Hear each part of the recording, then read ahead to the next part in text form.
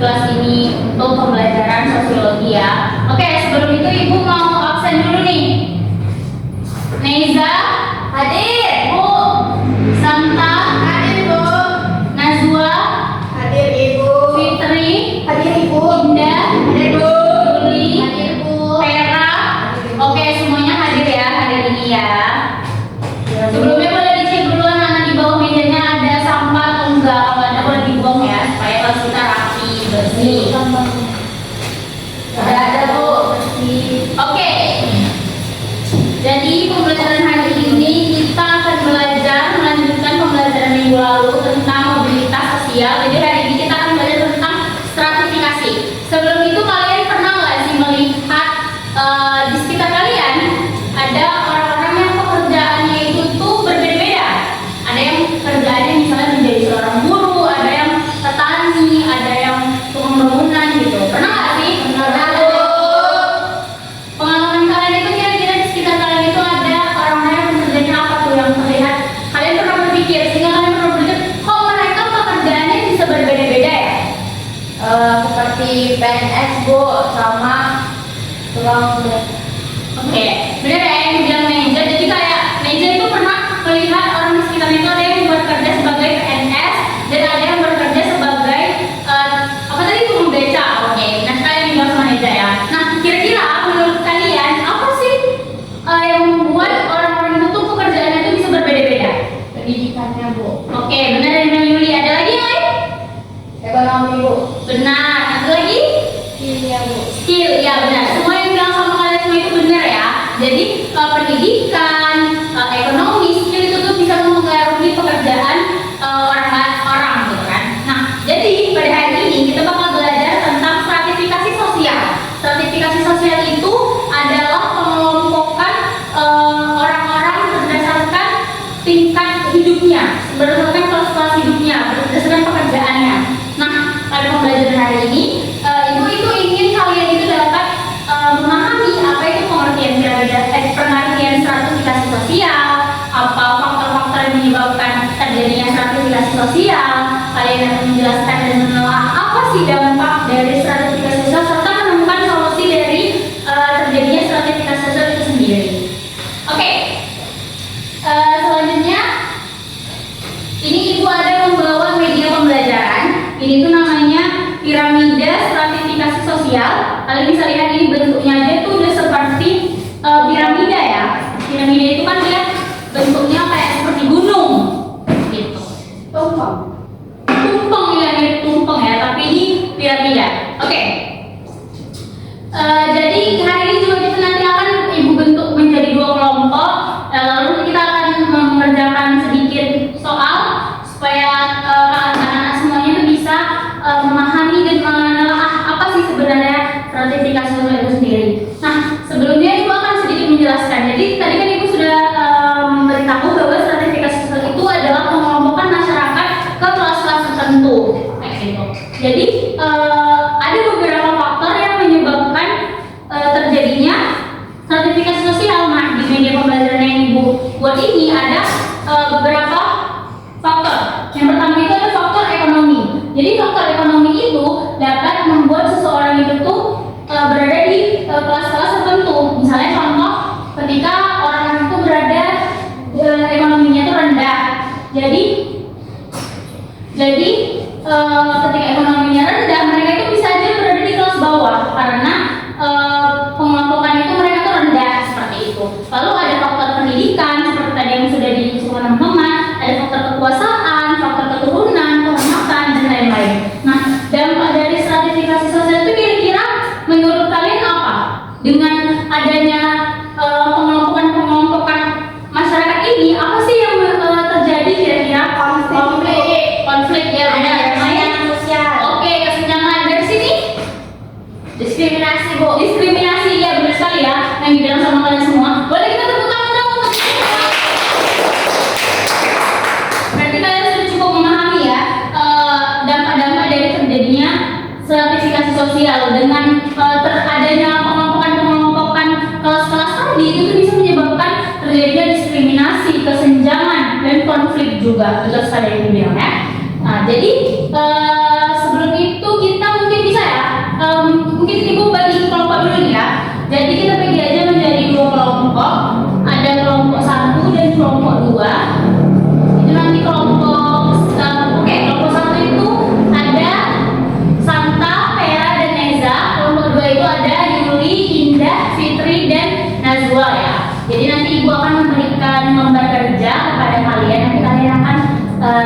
berdiskusi menjawab lembar kerja tersebut berdasarkan apa yang sudah dijelaskan.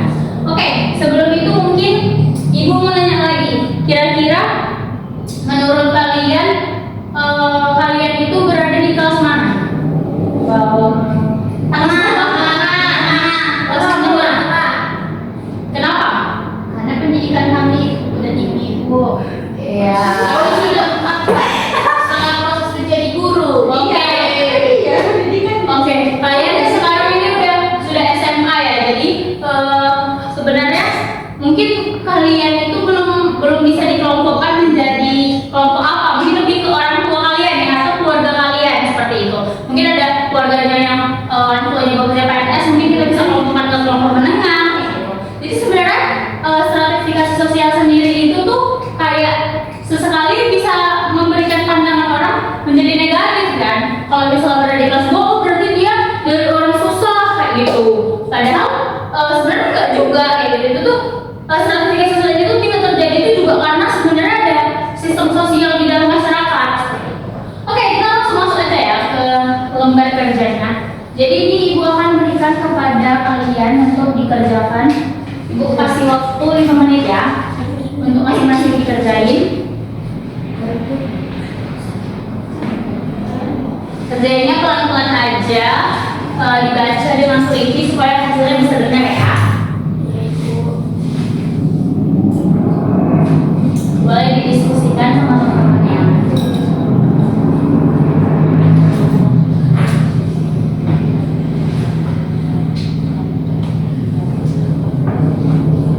Apakah ada kesulitan? Sulit soalnya, Bu. Gimana yang tidak dipahami? Kami tidak sih, Bu. Ini dari sini gimana? Bisa? Kalau bisa menjawab, Bu. Oke, apakah kelompok 2 itu menjawab? Kelompok 1 itu bisa menjawab nih?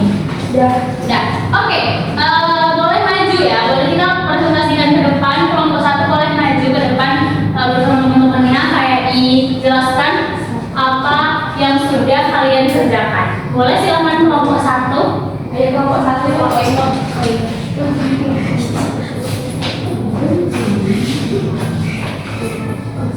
Kami dari kelompok 1 di sini permasalahan utama.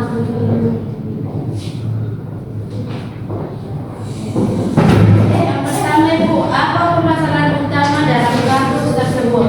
Nah, dan permasalahan yaitu stratifikasi sosial yang dapat dilihat dari perbedaan kondisi masyarakat.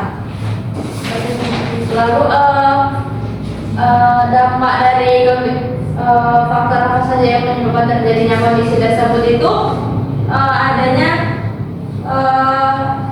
itu, Bu, perbedaan yang muncul karena adanya sesuatu yang dianggap berharga dalam masyarakat seperti kekayaan, pendidikan, kekuasaan, dan pekerjaan. Lalu untuk teman saya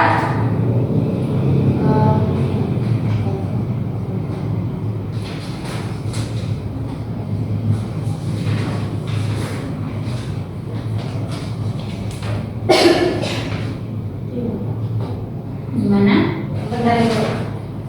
Untuk soal yang berikutnya, apa dampak dari kondisi tersebut terhadap lingkungannya masyarakat?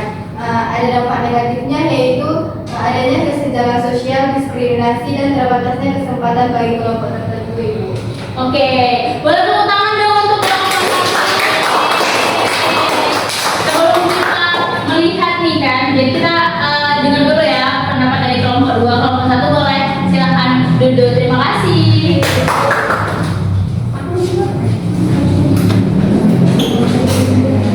Boleh silakan kelompok 2.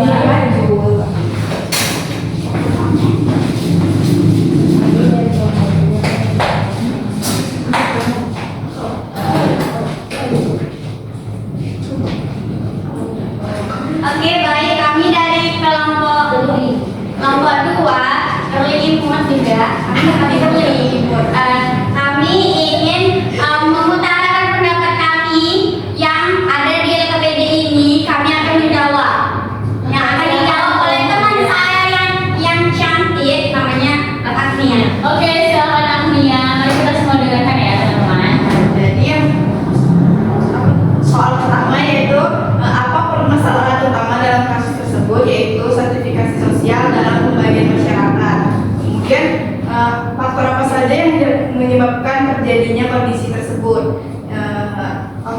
Contohnya yaitu adalah perbedaan tingkat ekonomi, akses pendidikan, serta jenis pekerjaan yang dimiliki. Kemudian selanjutnya dilanjutkan.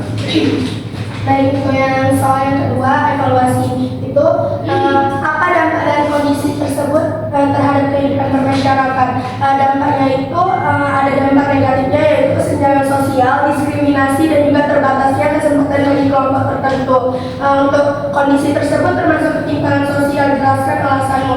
Ya, kondisi tersebut termasuk ketimpangan sosial karena ada perbedaan tingkat ekonomi dari masing-masing kelompok. Oke, soal selanjutnya yaitu apa solusi yang dapat dilakukan untuk mengatasi masalah tersebut? Mungkin pemerintah harus membuka lapangan pekerjaan yang luas dan pendidikan masyarakat itu harus ditingkatkan lagi. Bagaimana peran masyarakat atau pemerintah dalam mengurangi ketimpangan tersebut adalah dengan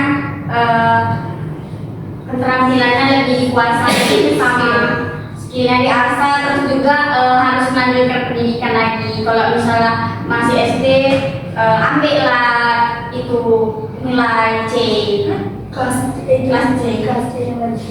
Oke, tepuk tangan untuk kelompok 2. Kelompok 2-nya ya. Oke, jadi semuanya tadi udah presentasi ya dari lembar kerja yang udah Ibu berikan. Di situ juga kalian sudah menunjukkan bahwa kalian itu paham terhadap materi dari apa yang sudah Ibu jelaskan, dari apa yang sudah tugas Ibu kasih, kalian bisa menjelaskan dengan baik. Nah, sekarang kita mau bermain sedikit ya. Jadi, Ibu kan tadi ada bawa media pembelajaran. Jadi di media pembelajaran ini tuh ada satu bagian dari piramida ini yang menunjukkan kelas. Jadi ada kelas atas, kelas menengah, dan kelas bawah. Jadi kalian itu nanti akan Ibu berikan kartu pekerjaan. Nah, jadi kartunya itu seperti ini. Nanti di sini tuh ada pekerjaan, berbagai jenis pekerjaan, ada notaris, pejabat, ART, tukang bangunan, dan lain-lain. Jadi nanti kalian akan menentukan pekerjaan itu masuk ke kelas mana sih, seperti itu. Nah, ini Bu, satu orang Ibu kasih 2 ya.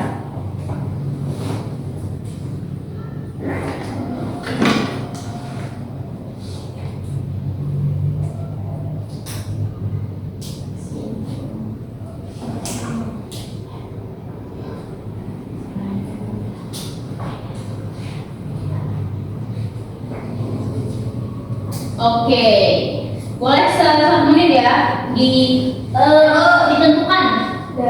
Oke, Indah, boleh Indah maju ke depan. Kira-kira boleh dinampakkan ke temannya kira-kira itu Indah dapat kartu apa dan kira menurut Indah itu masuk ke kelas mana? Oke teman-teman, aku memiliki, kita kan masing-masing dikasih 2 kartu. Aku memiliki pekerjaan nelayan sama ART, dan ini termasuk kelas bawah. Ada. Oke, apakah menurut teman-teman benar itu ART dan nelayan itu masuk kelas bawah? Benar. Oke, siapa lagi yang mau maju? Oke, Yulia ya, Yulia dulu ya, boleh maju Yulia ya. Sebentar ya, Mena dan Nazwa. Yulia dapat kartu apa Yulia? Saya mendapatkan kartu notaris dan perawat. Oke. Notaris itu berada di kelas atas dan perawat berada di kelas menengah. Oke, benar nggak yang dibilang Yulia? Benar. Oke, tepuk tangannya ya. Oke, Mena silahkan maju. Jadi saya mendapatkan pekerjaan wirausaha kecil sama direktur. Oke, Wirausaha kecilnya masuk ke kelas bawah dan untuk direkturnya masuk kelas atas itu. Oke, benar ya yang dibilang Vera. Tepuk tangan Vera. Akhirnya boleh silakan maju.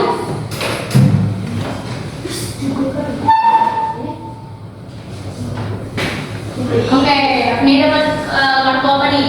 Saya dapat kartu pengusaha sama pegawai bank Ibu. Oke, di mana titik letaknya? Kalau pengusaha itu di kelas atas Ibu. Sedangkan kalau Oke, pengusaha di kelas atas. kalau pegawai itu kelas menengah Ibu. Oke, benar nggak yang dibilang Amia? Oke, tepuk tangan untuk Amia. Boleh ini maju. Baik, Sebentar ya, Indah. kartu yang saya dapat itu yaitu pejabat sama politisi. Oke. Ini termasuk ke dalam stratifikasi verifikasi sosial kelas atas, dua-duanya politisi dan pejabat. Oke, tepuk tangan untuk kita di kamera. Neiza, boleh lanjut Neiza, jangan cemberut maju. Di sini saya dapat pekerjaan investor sama pegawai kantor. Neiza lagi tadi ya. Sini boleh biar nampak teman-temannya. Ya,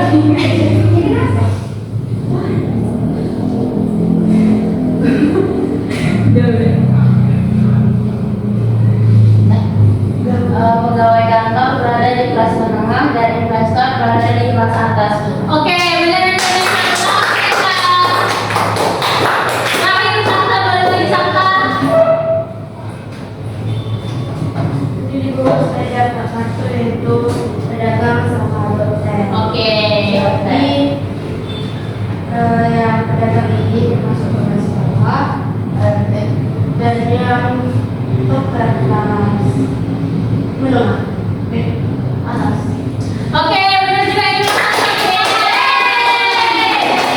Oke, jadi semua kartu yang diterjemahkan itu benar ya. Berarti itu menunjukkan bahwa semua anak-anak itu udah paham apa maksud dari stratifikasi sosial.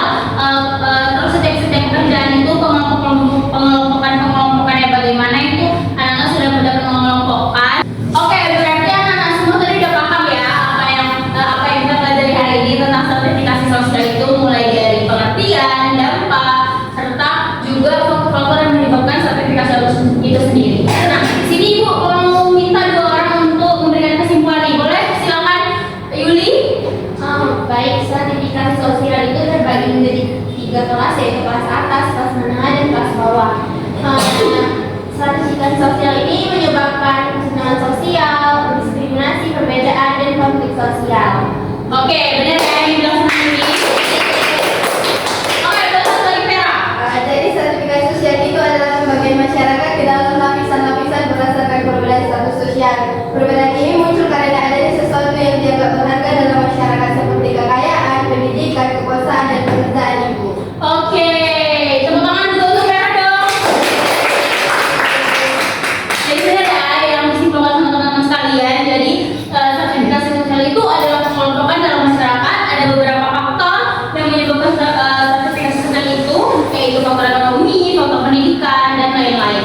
Dan dampaknya juga tadi sudah kita bahas. Nah, sekarang sebelum menutup pembelajaran pada hari ini, Ibu akan menyampaikan tugas untuk minggu depan. Jadi tugas untuk minggu depan itu adalah kita akan melanjutkan materi tentang sertifikasi sosial, tapi kita akan membahas tentang pembagian sertifikasi sosial sendiri. Nah, nanti Ibu akan mengirimkan soal sebelum kita bertemu di minggu depan ya.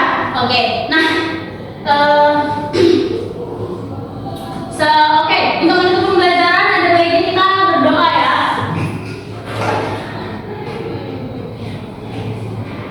Oke, berdoa menurut kepercayaan dan keyakinan masing-masing. Berdoa dimulai. Berdoa selesai. Oke, terima kasih ya anak-anak untuk pembelajarannya hari ini. Terima kasih atas antusias kalian semua sudah mendengarkan materi dan memahami materi dengan baik. Semoga minggu depan kita dapat bertemu lagi dalam keadaan sehat. Ibu akhiri, assalamualaikum warahmatullahi wabarakatuh. Selamat pagi anak-anak semuanya. Bye, Ibu. Terima kasih hari ini jalan ibu. Terima kasih, Bu. Dan Bu. Dan yang